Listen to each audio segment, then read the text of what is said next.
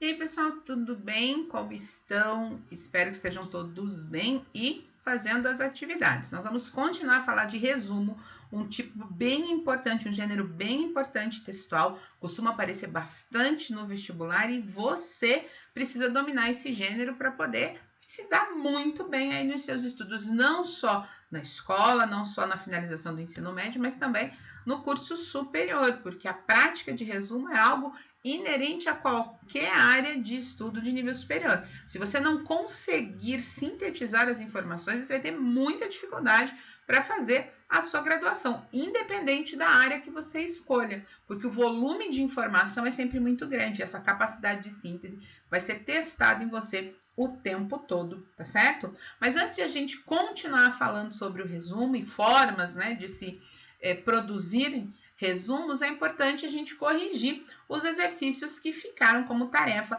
na nossa última aula. Então, vamos lá para a página 19 do nosso material, ok? Exercícios 1 e 2 nós fizemos juntos e ficou para vocês a partir do exercício 3. O exercício 3 diz assim: os textos 1 e 2 são predominantemente narrativos, isto é, contam uma história. Em qual deles a história é contada até o fim e em qual não é? Relacione essa diferença ao objetivo do texto. Então, a história é contada até o fim no texto 1. Já no texto 2, a intenção é dar apenas uma ideia do enredo. Se contar mais, o leitor perde o interesse em assistir ao filme. No texto 1, ele pode contar. Por quê? Porque ele está fazendo o resumo ali do poema, e aí não, é um texto que sintetiza, um texto de material didático que sintetiza um poema, um épico bastante extenso, tá certo? A questão número 4, o texto 3 não resume uma história, e sim um texto expositivo. Nesse caso, quais informações foram destacadas? Bom, foram destacadas ali a excepcionalidade do atleta Usain Bolt, né, e os avanços na engenharia genética que poderão tornar mais comum a existência de recordistas como ele. Então, o destaque foi dado ao atleta e à sua qualidade esportiva. Questão número 5, concentre-se agora no texto 1. Letra A. O primeiro parágrafo não é propriamente narrativo.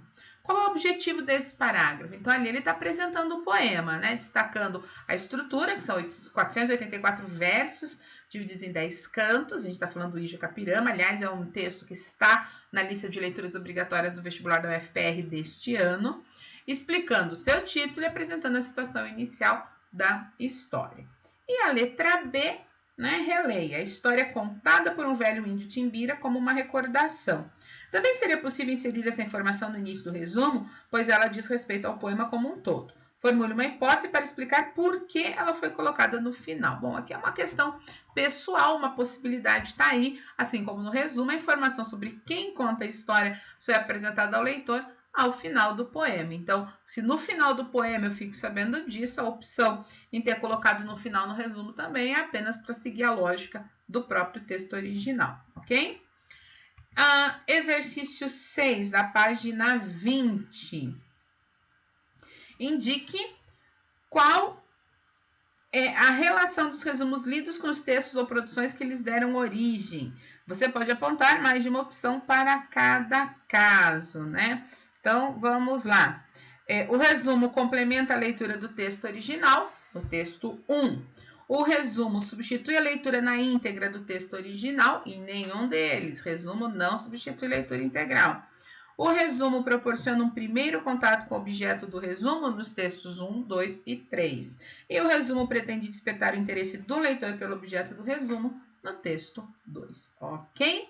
Era isso, exercícios corrigidos. Podemos continuar falando desse gênero tão importante que é o resumo. Para você fazer um bom resumo, é importante que você compreenda alguns processos de escrita que são inerentes a essa prática textual. O primeiro passo para você fazer um bom resumo é conseguir separar as informações principais das informações secundárias. Geralmente, exemplificações e explicações são informações secundárias. Você pode optar pela supressão de informações secundárias do texto base, ou seja, você pode retirar essas informações secundárias. Também é possível fazer uma síntese combinando informações oriundas de diferentes partes do texto, uma outra possibilidade. Ou fazer uso da generalização, usando os hiperônimos, que são aquelas palavras de sentido mais amplo. E, por fim, você pode optar pela reconstrução, que é o que a gente chama de refacção, né? Você vai refazer ali o texto. Independente do jeito que você escolha fazer, e eu vou mostrar como eu faço, tá? Já vou mostrar isso para vocês.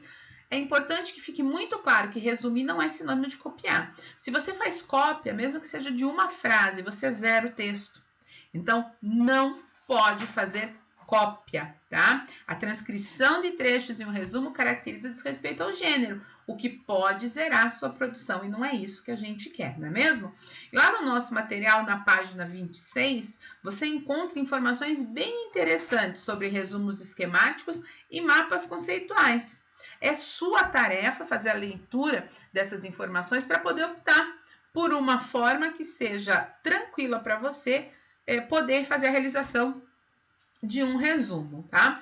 Por quê? Porque resumir é apresentar de maneira concisa e seletiva um texto. Concisa porque é menor, seletiva porque é alvo de seleção. Você escolhe quais são as informações que devem aparecer no seu resumo. Então, você vai dar destaque aos elementos de maior interesse e importância, que são as ideias principais do autor.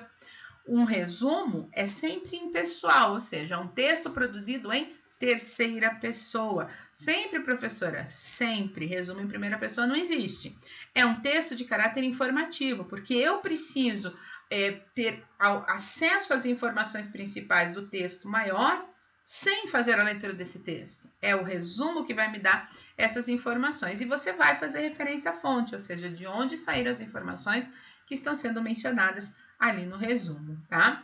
Um resumo apresenta apenas as ideias principais do texto original. Não pode fazer inserção de comentários pessoais. O uso de primeira pessoa zera o texto. A linguagem é culta e precisa apresentar coesão e coerência, tá? Então, não se esqueça dessa informação, anote isso. Tem que ser um texto impessoal, então precisa ser um texto redigido em terceira pessoa.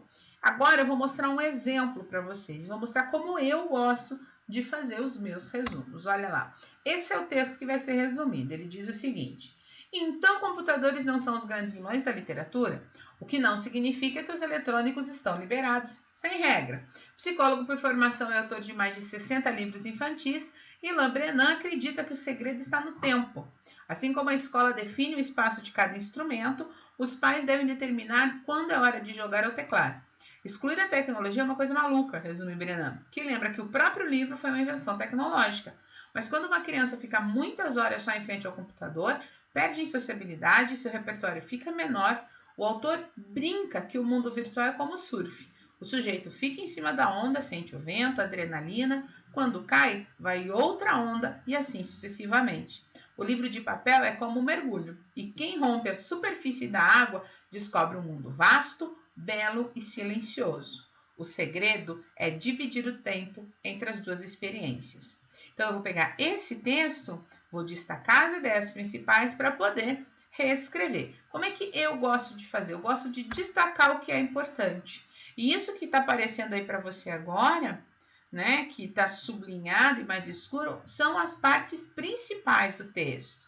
É a essência do que o autor está dizendo. Computadores não são os grandes vilões da literatura, eletrônicos precisam de regra. Quem está falando isso é o psicólogo Ilan Brenan. Para ele, os pais devem determinar quando é hora de jogar ou teclar. Muitas horas só em frente ao computador, a pessoa perde em sociabilidade, né? Perde seu repertório, ele fica menor. O mundo virtual, e aí ele faz uma comparação, né? É como o surf. O livro de papel é o mergulho. O segredo para lidar bem com as duas atividades é dividir o tempo entre elas. Aqui eu dei destaque às passagens importantes. Aí o que eu vou fazer? Vou só costurar isso? Claro que não, né? Eu vou reproduzir, eu vou reescrever. Olha só como ficou o resumo desse texto. Segundo o psicólogo Ilan Brenan, o uso de computadores não afasta os jovens da leitura. É necessária a criação de regras pela família para que o tempo entre as duas atividades seja dividido, de forma a não prejudicar o conhecimento e a sociabilização, que perdem com o tempo exagerado diante apenas da tela. De forma metafórica, o psicólogo finaliza relacionando o mundo virtual ao surf e o livro ao mergulho. Este é profundo e propicia novas descobertas, enquanto aquele é superficial, mas intenso, o que explica a necessidade de usufruir das duas atividades. Veja que eu trouxe todas as ideias que eu destaquei como as essenciais do texto, mas eu não copiei, eu reescrevi. Isso é um resumo. Você lê, você identifica as passagens principais e você reescreve o texto, deixando muito claro que quem está falando isso, quem está trazendo essas informações não é você, mas outra pessoa. Por isso a questão da citação da fonte. Quem disse isso não fui eu, quem disse isso foi o psicólogo Ilan Brenan, ok? Então, agora que a gente falou de resumo, inclusive eu mostrei um exemplo para você, resolva os exercícios lá no nosso material didático, das páginas 21 a 23. Na próxima aula, a gente faz a correção. São importantes exercícios que vão te ajudar a identificar ideias principais, a trabalhar com essa capacidade de síntese e de reescrita. Então, não deixe de fazer a atividade, ok? Nós continuamos com esse trabalho na próxima semana. Um beijo grande, fiquem bem e até a próxima aula.